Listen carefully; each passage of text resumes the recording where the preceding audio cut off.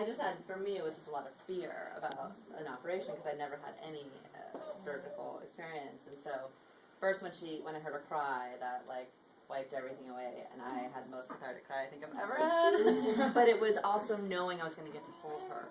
Like, she cried, and then I knew I was going to get to hold her. I think that's what made it so cathartic, versus I just really can't imagine if it was like, cry, see her face, she goes away, you know, and it just, like, everything, like, the fact that I C-section is so okay now, and I really attribute it so much to this, because it allowed me to heal, you know. Who have to leave, who are like, you know, they've loved this person for a long, long time, they've loved this one for 10 months, you know, and yeah, they want to be with their baby, but they gotta leave somebody behind. I mean, it's just, what horrible stress for that person.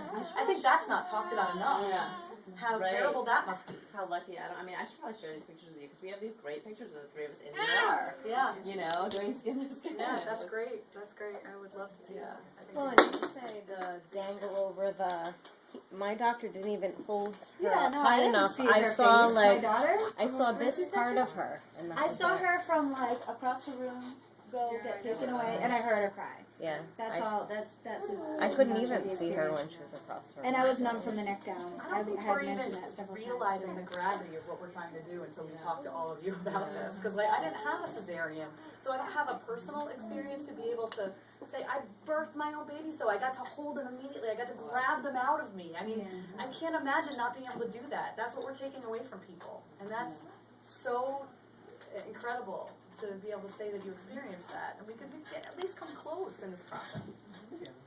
Also, I was witnessing my first C-section as a doula at the end of the summer, and so much of my attention is to the mother or people that I've been working with, and I have to say I walked out completely traumatized, not so much over what happened with the mom and that I had a different level of preparation, but I was so traumatized in what happened with the baby going into the warmer, and I felt all I could hear through my head the whole night was culturally sanctioned child abuse, and we don't even realize we're doing it. So we all have this, we're speaking for the mothers, we're speaking for ourselves. These babies don't have a voice to say, you know, what I saw with this little guy was just things coming at him, and every time he tried to take his own breath, something shoved down his throat. And that can be, what you're doing is, they can be safe without being attacked. And I thought, you know, as I have a lot of experience with operations for other reasons, being in medical things, that was all fine for me. It took a lot of courage for me to say, there are people all around this baby, and then they're ignoring him. I can go and I can put my hands on this baby. I think partners are going to be so overwhelmed. They don't know they can do that. So there's the mom, and there's the partner, and there's this third being. That is so sacred, and we're missing that in the traditional C-section. So I think it's so important what you're doing on all levels. I feel compelled to say, though, that optimum is what you're trying to bring to fruition, and I think it's fabulous. I ended up I never dilated much and labored long times. I ended up with 3 beautiful, healthy, thank you, children, and if it had been 50 years ago, one of us could be dead, or both of us would be dead. So I don't want people to lose.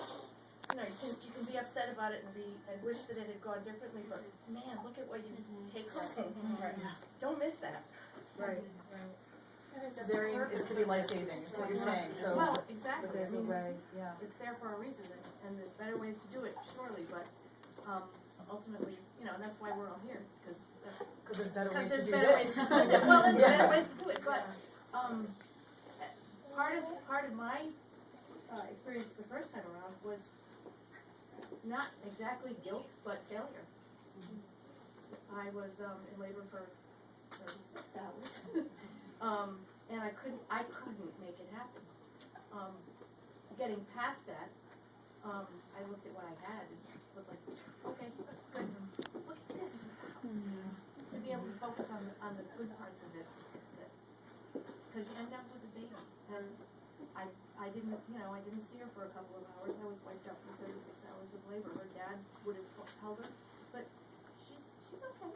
We're talking about how this is in Rhode Island, but how common is this in this country? Because this is the first I've ever heard of it, and obviously you're saying it's coming over from the UK, but...